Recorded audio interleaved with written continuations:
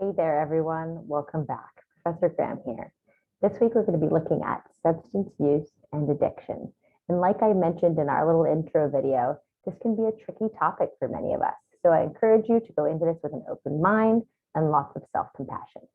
So our objectives for this week are to define and understand addiction. This is a term that's often thrown around, but we're not necessarily clear on what it really means. There are also some more recent and emerging theories on addiction and its causes. We'll talk a little bit about those in this lecture, and you'll also view some videos on it from addiction researchers and experts this week. We'll describe the health implications of various substances. We'll look at a few in particular in our lecture, things like alcohol, tobacco use, marijuana, caffeine, and opiates. And then you'll explore some additional ones in more detail on your own. And we'll also cover some resources for support if you or a loved one is struggling with addiction. Let's dive in. So what is addiction? Well, the American Society of Addiction Medicine gives us this definition: a treatable, chronic medical disease involving complex interactions among brain circuits, genetics, the environment, and an individual's life experience. People with addiction use substances or engage in behaviors that become compulsive and often continue despite harmful consequences. So let's break this down, noting some of the key words in this definition. So it's treatable. That's an important component. People who are dealing with addiction are not stuck with it for life. There are options. And it's a chronic medical disease.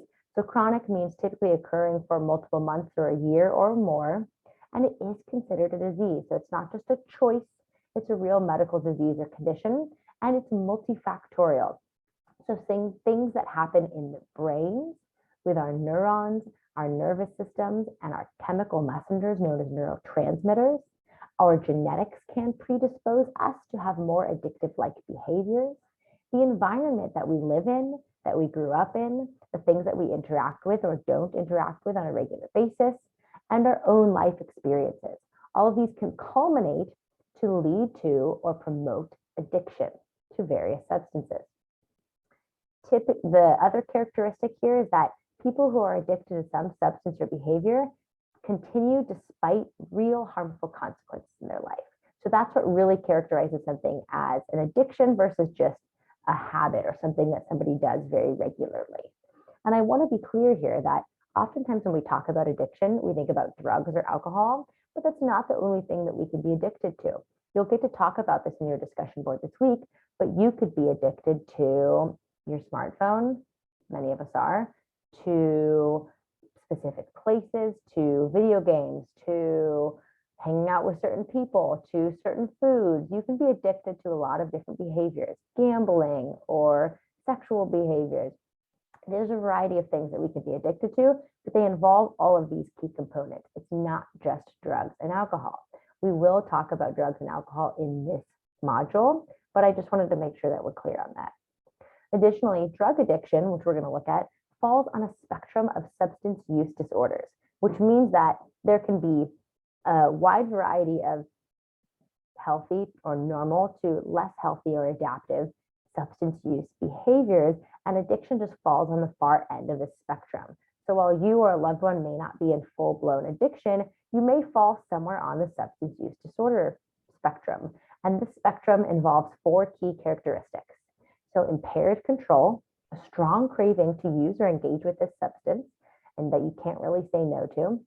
It leads to social problems in your life. So it might be impairments in work, school, home, social, or interpersonal life.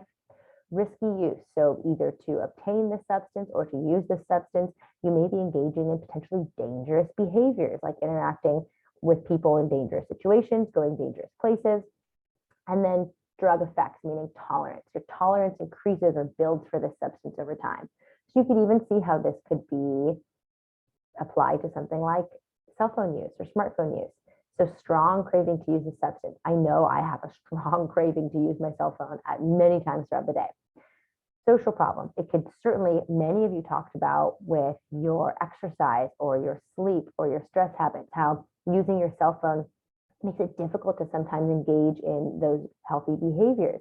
Risky use could even be things like texting while driving or texting while walking, and then drug effects, your tolerance, or the need to go on your phone or on social media increases over time.